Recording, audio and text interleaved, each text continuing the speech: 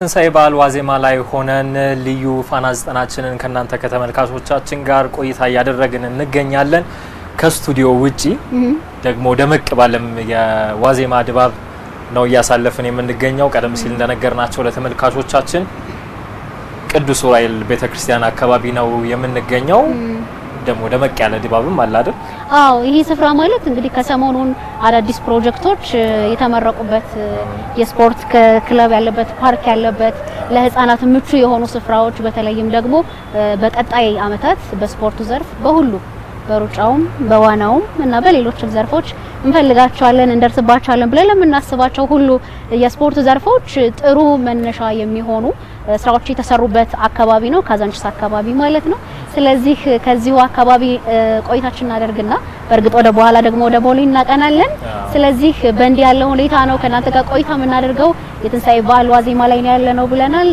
ጠቅላይ ሚኒስትር ዶክተር አብይ አህመድ ለበዓሉ እና ለክርስትና እምነት ተከታዮች በሙሉ የእንኳን አደረሳችሁ መልእክት አስተላልፈዋል። እሱን ደግሞ እናስከትላለን። አዎ፣ በመልእክታቸው በተለይ ደግሞ ከሃይማኖቱ አስተምህሮ ጋር የተያዙ ጉዳዮችን አንስተዋል። እንደ አርብ ሁሉ ጭንቀት አለ፣ እንደ ቅዳሜ ፍርሃት ዝምታ አለ፣ እንደ እሁድ ደግሞ ትንሳኤ ይኖራልና አጠቃላይ የሆነውን ሀገራችንን ኢትዮጵያንም እንዲህ ባለ ከባድ ሁኔታ አሳልፈን ለትንሳኤ ለማብቃት ለተሻለው ቀን ለማብቃት አብረን እንሰራለን፣ የሀገር ሰው ይተባበር የሚሉና ተያያዥ መልእክቶችንም እንዲሁ አስተላልፈዋል። ይህንን ወደኛ የሚያደርሰው ምስክር ስናፍቅ ነው። እንኳን ለኢየሱስ ክርስቶስ የትንሳኤ በዓል አደረሳችሁ አደረሰን። የትንሳኤ በዓል በክርስቲያኖች ዘንድ ልዩ ቦታ ያለው በዓል ነው። ሞት የተሻረበትና ሕይወት ዋስትና ያገኘበት ነው። ከሞት ባሻገር ሕይወት፣ ከመቃብር ባሻገር ትንሳኤ መኖሩ የታወጀበት ነው። ሞት መጨረሻ፣ መቃብር መዳረሻ አለመሆናቸው የተረጋገጠበት ነው። በአዳም ምክንያት ወደ ምድር የወረደው ሰው በክርስቶስ ምክንያት ወደ ላይ የወጣበት ነው። የዘንድሮውን ትንሳኤ የምናከብረው ሀገራችን ኢትዮጵያ በሚያልፍ ፈተና ውስጥ እንዳለች እያሰብን ነው። መንገዳችን ረዥም፣ ጉዟችን ፈታኝ መሆኑን እናውቃለን። ብርሃን እንዳናይ የሚጋረዱ፣ በጥልቁ ጨለማ ጠፍተን እንድንቀር አስረው ለመያዝ የሚሞክሩ ወጥመዶች ብዙ ናቸው። ወደ ተስፋ ምድር እንዳንሻገር የሚጎትቱ ሰበቦች ሞልተዋል። ዳሩ ግን ከሕማማቱ ወዲያ ትንሳኤ ከእንቅፋቱ ባሻገር ስኬት እንደሚጠብቀን አምነን እንታገላለን። በትንሳኤ ዋዜማ እርግጠኞች፣ ተስፈኞች፣ ተስፋ ቆራጮች፣ ወሬኞች፣ ተስፋ አስቆራጮች፣ ተጠራጣሪዎች ነበሩ። እርግጠኞች የሕማማቱ ፈተና እንደሚያልፍ እርግጠኞች ነበሩ። የዕለተ ስቅለት መከራ ለትንሳኤ ዋዜማ ለመሆኑ እርግጠኞች ነበሩ። የድንጋዩ በር፣ የበሩ ማህተምና የመቃብሩ ጠባቂዎች ትንሳኤውን እንደማያስቀሩት እርግጠኞች ነበሩ። የሚናፈሰው ወሬና የሚሰራጨው አሉባልታ ዕድሜው አጭር መሆኑን እርግጠኞች ነበሩ። እርግጠኞችም ስለሆኑ መስዋዕትነትን ለመክፈል ዝግጁዎች ነበሩ። እውነቱን ለመመስከር ቆራጦች ነበሩ። በመስቀሉ ስር ለመገኘት ደፋሮች ነበሩ።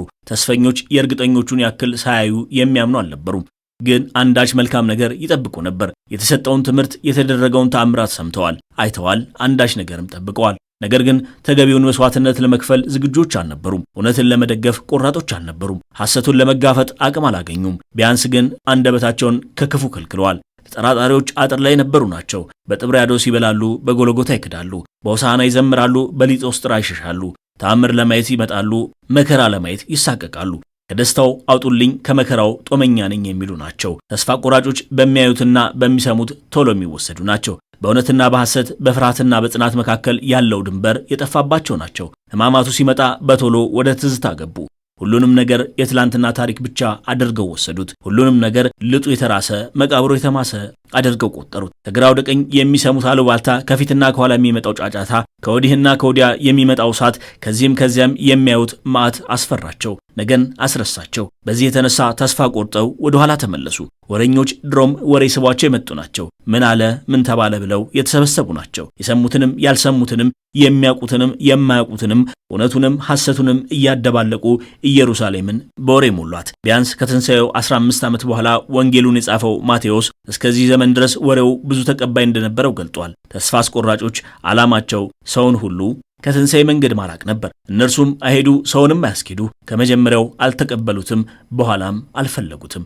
ብዙ ሰዎች እንደተከተሉት ሲያውቁ ደግሞ ቅናት አቃጠላቸው፣ ክፋት አንገበገባቸው። ክርስቶስን ከሰሱ፣ ራሳቸውን ምስክር ሆነው በመጨረሻም ራሳቸው ፈረዱ። መቃብሩን ዘጉ፣ ጠባቂ አስቀመጡ፣ በማኅተምም አሸጉ። ነገር ያለቀና የተቆረጠ መሰላቸው። የትንሣኤ በዓል የእነዚህን ሁሉ እውነተኛ ማንነት የገለጠ ነው። እርግጠኞች የቆራጥነታቸውን ውጤት በትንሣኤ ያገኙ። ተስፈኞች እንዲህ ለሚያልፍ ጊዜ ባለመጽናታቸው አዘኑ። ተስፋ ቆራጮች አሻግሮ ማየት አቅቷቸው ከቦታው በመጥፋታቸው ተጸጸቱ። ወረኞች በትንሣኤ እውነት የተነሳ ያ ሁሉ ወሬ እንደ ናቡከደነጾር ሐውልት እስኪፈራርስ አዩት። ተስፋ አስቆራጮች የገደሉት ክርስቶስ ሲነሳ፣ የዘጉት መቃብር ሲከፈት፣ ያተሙት ማኅተም ሲቀደድ፣ የመደቧቸው ጠባቂዎች ሲሸሹ በዓይናቸው በብረቱ አዩ። ትንሣኤው የሚነገር ሐቅ የሚታይ እውነት ሆነ። ተጠራጣሪዎች ግን አሁንም አጥራቸው ላይ ሆነው ከግራም ከቀኝም ሳይሆኑ ቀሩ። የኢትዮጵያችንም ነገር እንዲሁ ነው። በኢትዮጵያ ውስጥ እርግጠኞች የሆኑ ዋጋ ይከፍላሉ። እርግጠኝነትን ፈርተው ተስፈኞች የሆኑ ቢያንስ አንደበታቸውን ከክፉ ይጠብቃሉ። ተስፋ ቆራጮች ግን ነገን ማየት ስለሚሳናቸው መንገዳቸውን ይቀይራሉ። ወሬኞች አውርቶ አዳሪዎች በመሆናቸው የወሬ እንጀራ ይጋግራሉ። ተስፋ አስቆራጮች ወተቱን አጥቁረው ማሩን አምርረው የዋሆችን አታለሏቸው። ተጠራጣሪዎች አንዴ ትኩስ አንዴ ቀዝቃዛ ሲሆኑ ለብ ብለው ቀሩ። ኢትዮጵያችን ግን ትንሣኤዋን እያየች ነው። መቃብሩንም ከፍተዋለች፣ ማኅተሙንም ቀደዋለች። ወሬኞች ከመቃብር ጠባቂዎች ጋር ተማክረው የሚያወሩትን ወሬ የምትሰማመት ጆሮ የላትም። ትንሣኤዋን አይለውጠውምና እርሷ ከዚህ በኋላ የምትጠብቀው እርገትን ነው። የምትጓዘው ኃይል እንደሚወርድላት አረጋግጣ ነው። ወደ ኋላ መመለስ የለም። ሕማማት አልፏል፣ አርብም አልፏል፣ ቅዳሜም አልፏል፣ ትንሣኤም መጥቷል። በትንሣኤ ሌሊት የተኙ አልሰሙም ይሆናል። በተስፋ አስቆራጮች ተታለው የሄዱ ዜናው አልደረሳቸው ይሆናል። ትንሣኤ ግን እውን ሆኗል። ከቻላችሁ አጥር ላይ ያላችሁ ውረዱ። ተስፈኞች እርግጠኞች ሁኑ። ተጠራጣሪዎች እመኑ። ወሬኞችም ከአፍ ወደ መዳፍ ተለወጡ። ምክንያቱም ኢትዮጵያ ወደ ትንሣኤ ተቃርባለች። የኢትዮጵያ ትንሣኤ የሚበሰርባቸው ምዕራፍ አንዱ ግንቦት ላይ የሚካሄደው ምርጫ ነው። ትንሣኤን ያለ ሕማማት እንደማናስበው ሁሉ ዴሞክራሲንም ከውጣ ውረድ ነጥሎ ማየት አይቻልም። በዓለም ላይ በደልዳላ መንገድ ተጉዞ ዴሞክራሲን የገነባ ሀገር የለም። ዴሞክራሲና ብልጽግና ያለ ጽናት አይሳኩም።